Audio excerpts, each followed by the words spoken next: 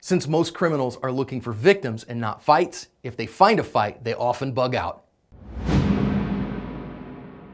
Hi everyone, this is John with today's active self-protection lesson out of Durham, North Carolina. Here we're going to see an armed robbery that goes badly for the armed robber. It will teach us important lessons about transitional spaces and how fast attacks come out of them, about the necessity of having your firearm on you and being ready to go, and how FBSA can help us protect ourselves.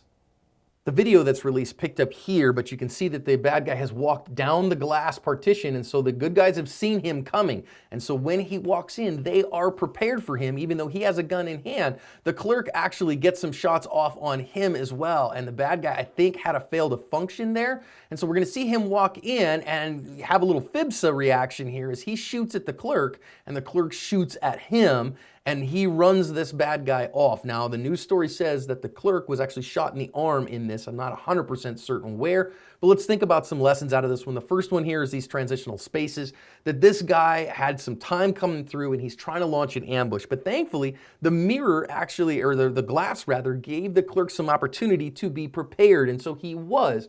One of the things that we're gonna see as he walks in here is, let's go look at the clerk, and the clerk is actually ready for him, even though the guy comes in with his gun up, which bad guys do all the time, because again, that is an intimidation tool. But because the clerk was ready, he didn't get to use it as an intimidation tool because the clerk wasn't intimidated by him.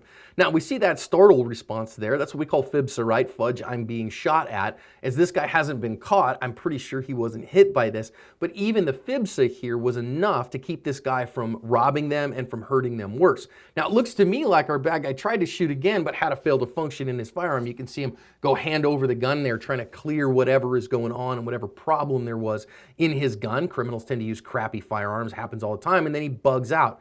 Now, I want to think about our good guy here. You can see him in the top middle, and you can see the fact that he has one hand on the gun. I really highly recommend you train to get two hands on the gun. This is about an 8 or 9 yard shot by my estimation, and two hands on the gun makes that shot much more feasible. So you see the bad guy come in with his gun up, and that made the good guy get down, which is why I say get down first and be ready for him and in that good shooting position so that you're ready to go. Now, you also see our good guy here looks like he's clearing some kind of a malfunction out of his gun, that he got a shot off at the guy and now something's gone wrong in him. And again, I don't know exactly what that is, but make sure your firearm functions adequately and accurately so that you don't have to worry about malfunctions in that moment.